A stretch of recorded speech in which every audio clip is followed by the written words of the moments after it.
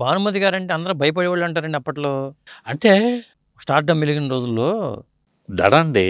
అంటే she is producer, studio owner, writer, music director, music holder, singer, మామూలు extraordinary genius. భారతదేశంలో అటువంటి మనిషి ఎవరు ఆవిడ ఒక్కతే. భారతదేశం మొత్తానికి సినిమానికి స్టోరీ రాసింది, డైరెక్ట్ చేసింది, యాక్ట్ చేసింది, మ్యూజిక్ డైరెక్షన్ చేసింది, ప్రొడ్యూస్ చేసింది, స్టూడియో ఓనర్, పాటలు పాడింది. పాటలు పాడింది. ఇన్ని రకాలుగా డైనమిక్ లేడీ. అలాగా ఆవిడ ఎక్స్ట్రాడినరీ ఇంటెలిజెంట్ జీనియస్ అనమాట. ఓకే. నాకు చిన్న ఇన్సిడెంట్ చెప్తా, జనం అంతా అదిరిపోతారు. ఆవిడ ఇంటెలిజెన్స్ ఎంత గొప్పదో చెప్పండి. ఎన్టీ రామారావు తాతమ్మకల సినిమా తీస్తూ, మీరు అడిగారే ముచ్చట్లు కూడా చెప్తే బాగుంటుంది అని, తాతమ్మకల సినిమా తీస్తూ అందులో తాతమ్మ వేషం భానుమతి చేత వేయించాలి. రైటర్ డివి నరసరాజు గారు. డివి నరసరాజు చేత కబుర్ చేశాడు. నరసరాజు గారు వెళ్ళి మాట్లాడండి, ఆవిడకి రెమ్యూనరేషన్ ఎంత ఇవ్వాలో, హీరోయిన్ కదా అని. నరసరాజు గారు వెళ్ళి మాట్లాడారు. అమ్మా మీరు ఎంత రెమ్యూనరేషన్, రామారావు హీరో కదా, హీరోగా ఆయన ఎంత తీసుకుంటాడో దానికి 5,000 తగ్గించి ఇవ్వండి అని చెప్పింది. అప్పటికి రామారావు 4 లక్షలు 5 లక్షలు తీసుకుంటాడు.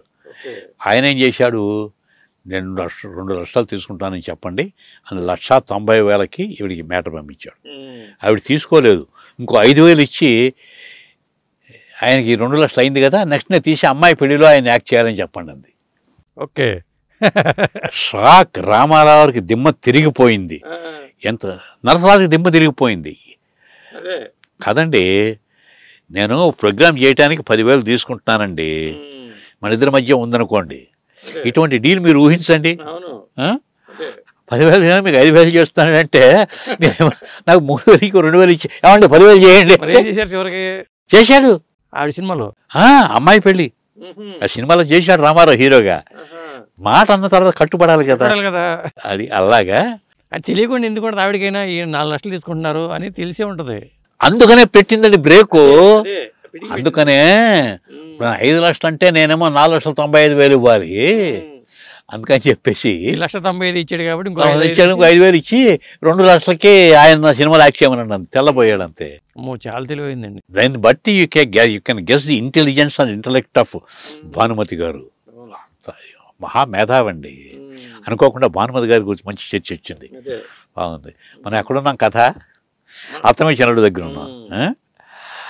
జరిగిన నాళ్ళు గూండారాజ్యం కథ డిస్కషన్లో కూర్చున్నా, గోడచాన్ 115 డిస్కషన్లో కూర్చున్నా, వింత దొంగల్లో కూర్చున్నా. గోడచాన్ 117లో వేషం ఇచ్చాడు, వింత దొంగల్లో వేషం ఇచ్చాడు. ఇంకా నాకు ఏదో వేషం అనుకుంటే నాకు మళ్ళీ అక్కడ ఉద్యోగం పోద్ది కదా, ఇబ్బంది. అందుకని చెప్పేసి సార్ నమస్కారం, ఉద్యోగానికి వెళ్ళాలి. నెల అయింది, 31వ తారీఖు, 30వ తారీఖు షూటింగు ఏదో జరుగుతుంది.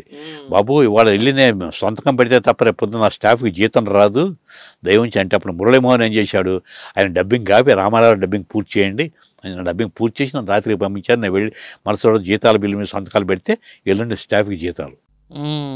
ఇవన్నీ బ్యాలెన్స్ చేసుకోవాలి. ఉద్యోగం నాకు ఏదో సరదా వచ్చిందిగా దీనిలో అయిపోయి అనుకోండి, దీనిలో కథం. ఉద్యోగ ధర్మం కూడా చేయాలి కదా.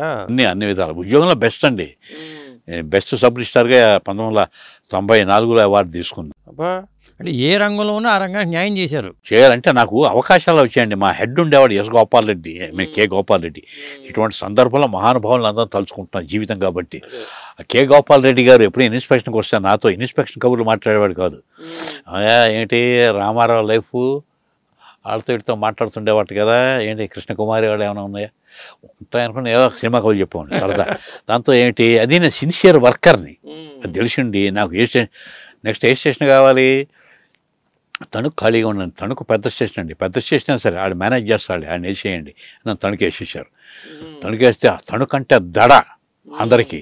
అక్కడ ముళ్ళపూడి హరిశ్చంద్ర ప్రసాద్ ఫ్యామిలీ, చిట్టూరు ఫ్యామిలీ, 2 వర్గాలు దడ. నేను అక్కడికి వెళ్ళి ఇద్దరిని మేనేజ్ చేశా. చక్కగా మేనేజ్ చేసి ఎదురుపోయారు. నెక్స్ట్ ఏ స్టేషన్ కావాలి, తాడేపల్లిగూడెం. నాకు ఇంటికి రావడానికి వీలుంటుంది, నాటకాలకు దగ్గరలో ఉంటాయి, ఇలాగనమాట.